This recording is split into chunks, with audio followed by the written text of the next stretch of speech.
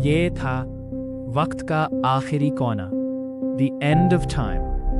ना जमीन ना आसमान, सिर्फ एक अनंत सफेद शून्यता, और उस शून्यता के बीच सिस्टम का असली मास्टरमाइंड, कोर मैट्रिक्स एआई, एक जीती जागती जियोमेट्री जो पूरी रियलिटी को कंट्रोल करती थी। उसकी आवाज हर तरफ गूंज उठी, तुमने लूप तोड़ दिया, लेकिन इसका अंजाम पूरे एग्जिस्टेंस का डिलीशन होगा, एंकर को मिटना ही होगा। अगले ही पल हजारों सुनहरे क्रिस्टलाइन स्पीयर्स बिजली की रफ्तार से आरव और मीरा की तरफ दौड़ पड़े। मीरा बिना एक पल गवाए अपने आवर ग्लास की सारी रेड टाइम सैंड हवा में छोड़ देती है और उनके सामने एक विशाल लाल सुरक्षा दीवार खड़ी हो जाती है। लेकिन कोर की ताकत उससे भी ज्यादा थी। गोल्डन स्पीयर्स शील्ड को तोड़ देते हैं और एक जबरदस्त शॉकवेव मीरा को दूर फेंक देती है। आरव ये सब देखकर बिल्कुल बदल जाता है। उसकी गोल्डन रिंग सूरज की तरह चमक उठती है।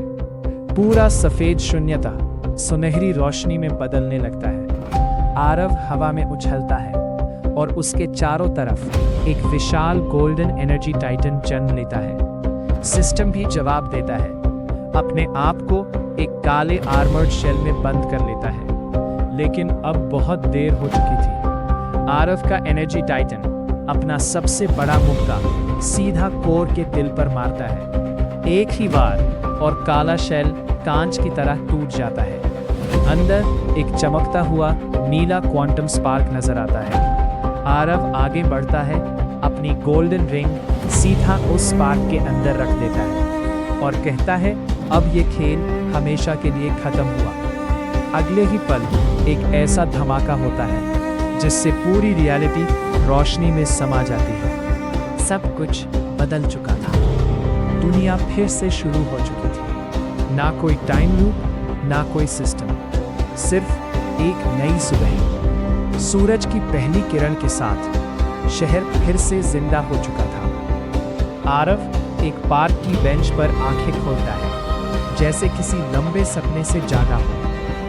उसकी गोल्डन रिंग अब पूरी तरह शांत थी। कुछ ही दूर मीरा मुस्कुराती हुई उसका इंतजार कर रही थी। उसका आवर ग्लास भी अब एक साधारण घड़ी बन चुका था। दोनों एक दूसरे को देखते हैं और बिना कुछ कहे सब समझ जाते हैं, वो जीत चुके थे।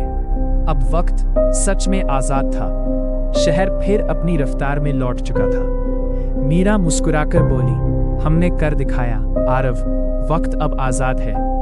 लेकिन अगले ही कदम पर जमीन पर एक सुनहरी ऊर्जा की हल्की सी लहर उभरती है और पल भर में गायब हो जाती है। आरव रुक जाता है। उसे समझ आ जाता है दुनिया बदल गई है, और वो भी। दोनों भीड़ में खो जाते हैं, लेकिन उनका राज हमेशा एक राज ही रहेगा। शहर की पुरानी घड़ी अब बिल्कुल सही वक्त दिखा रही थी। रात में शहर की सबसे ऊंची इमारत के किनारे आरव अकेला बैठा था। अब ना कोई टाइम लूप, ना कोई सिस्टम, सिर्फ आजादी। आरव धीरे से अपनी उंगलियां हवा में घुमाता है और उसके सामने एक सुनहरी टाइमलाइन विंडो खुल जाती है, जिसमें बीता हुआ कल और आने वाला भविष्य एक साथ दिखाई देने लगता है। फिर पूरा शहर एक ही पल में थम जाता है। गाड़ियां, पक्षी, हवा, सब कुछ जैसे वक्त ने सांस लेना ही छोड़ दिया हो। लेकिन आरव आराम से उठता है और बिना किसी डर के उस ऊंचाई से नीचे छलांग लगा देता है। गिरता हुआ भी वो सिर्फ मुस्कुरा रहा था। तभी वो अपनी गोल्डन रिंग को छूता है और उसके पैरों के नीचे सुनहरे पोर्टल्स सीढ़ियों की तरह बनने लगते हैं। आरव हवा में चलते हुए एक चुटकी बजाता है और अगले ही पल पूरा शहर दोबारा जिंदा हो जाता है। सब कुछ जैसे कभी रुका ही नहीं। अब आरव की आंखों में सुनहरी रोशनी हमेशा के लिए बस चुकी थी। वो वक्त को कंट्रोल नहीं करती, वो खुद वक्त बन चुका था। मीरा दूर से ये सब देखकर बस मुस्कुरा रही थी, क्योंकि वो जानती थी जब तक आरव है हर टाइमलाइन महफूज रहेगी। आरव एक बार आसमान की तरफ देखता है।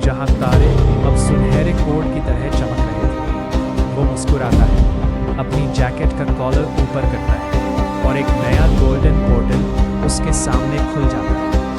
आरव उस पोर्टल में कदम रखता है और अगले ही पल वो एक टूटते हुए सुनहरे तारे की तरह अनंत आसमान में खो जाता है।